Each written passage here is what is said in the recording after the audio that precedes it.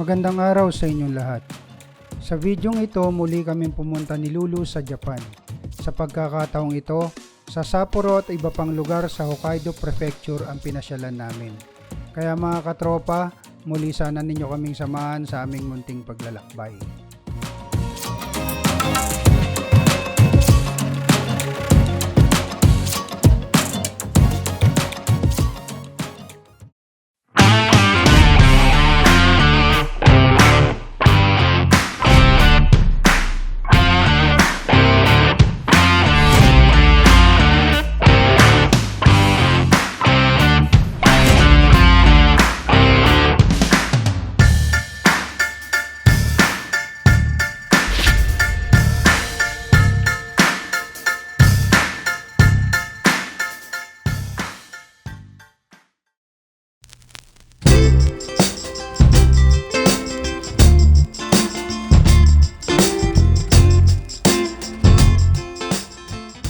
Hokkaido is Japan's northernmost prefecture and second largest island, renowned for its vast natural landscapes, rich wildlife, and distinctive cultural heritage. At its center lies Sapporo, the prefectural capital and Japan's fifth largest city. Designed with a modern grid layout in the late 19th century and now a vibrant hub of commerce, culture, and education. Famous for its wide boulevards and lively food scene, the city serves as a gateway to Hokkaido's natural wonders, offering a unique blend of urban sophistication and easy access to surrounding mountains and countryside.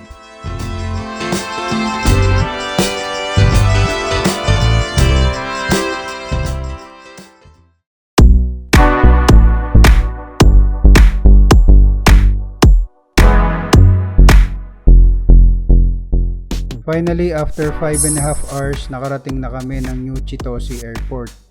Lumipad kami mula Pilipinas hanggang Hokkaido, direct flight via Cebu Pacific. Umalis ang eroplano eksaktong 10:35 ng umaga at nakarating ng New Chitose around 5:10 ng hapon, Hokkaido time. May time difference nga pala ang Japan sa Pilipinas, Japan being ahead by 1 hour. Mabilis lang ang arrival process sa New Chitose Airport. More or less 30 minutes ay nakalabas na kami ng arrival hall.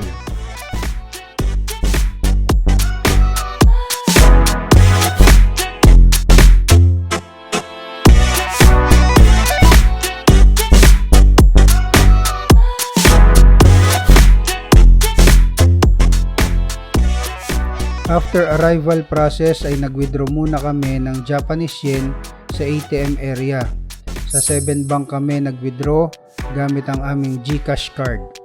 Tip ko lang, may dalawang choices sa pag-withdraw ng Japanese yen sa 7 Bank. Ang choices ay with conversion and without conversion. Para minimal lang ang charge, piliin nyo yung without conversion.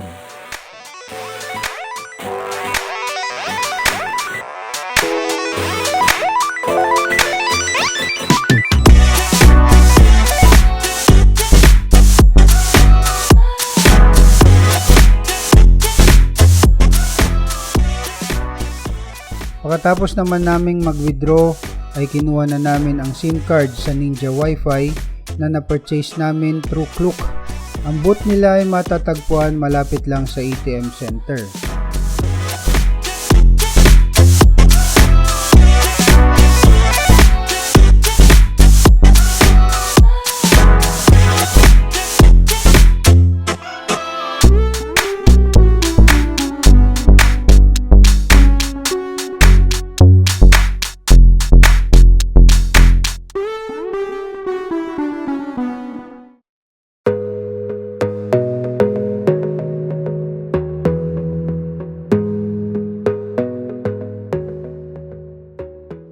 After naman naming makuha ang SIM card ay pumunta na kami sa JR train station na matatagpuan sa basement 1 ng New Chitose Airport. Sundan nyo lang ang mga signages papunta sa elevator. Sa JR station ay nag-load na rin kami ng 5,000 yen sa aming mga Icoca card. na gagamitin namin sa paglibot sa Sapporo.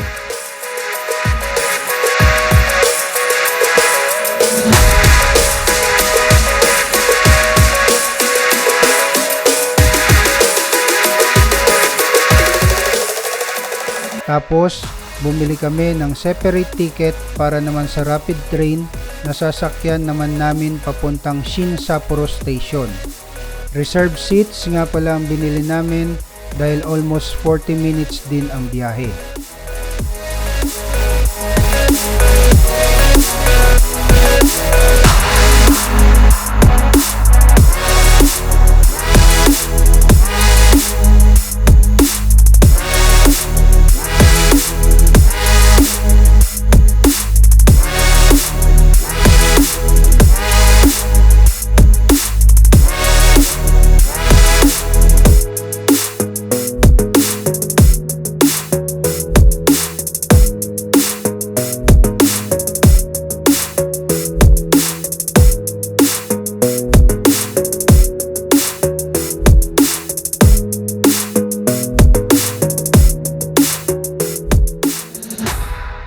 After 5 stops ay nakarating na kami sa Shin Sapporo Station. Pagkatapos ay naglakad naman kami ng almost 10 minutes papunta naman ng Tozai Line Shin Sapporo Station. Dito naman kami sasakay papuntang Nishi Jotchome Station. According sa Google Map, ito ang pinakamalapit na station sa tutuluyan naming hotel na Appa Hotel Sapporo Odori Ikimai Nishi.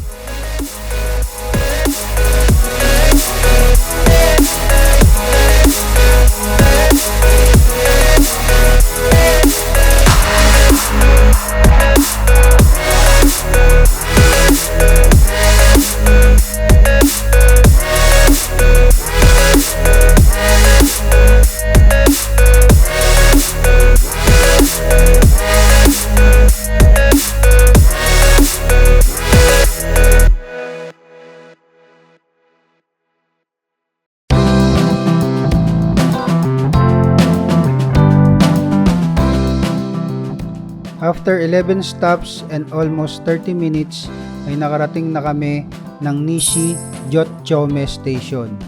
Mula dito ay more or less 300 meters or almost 10-minute walk papunta sa Appa Hotel Sapporo Odori Ikimai Nishi.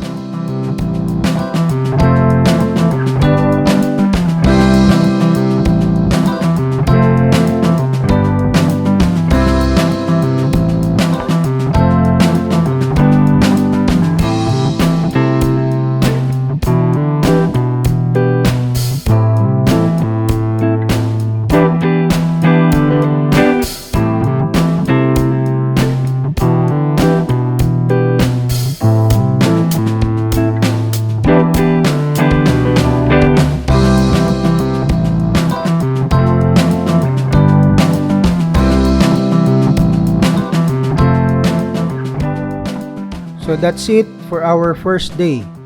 Dito ko na po muna tatapusin ang vlog na ito. Maraming salamat po sa inyong lahat. Mag-ingat po kayo palagi and see you on our next Sapporo vlog. Bye-bye!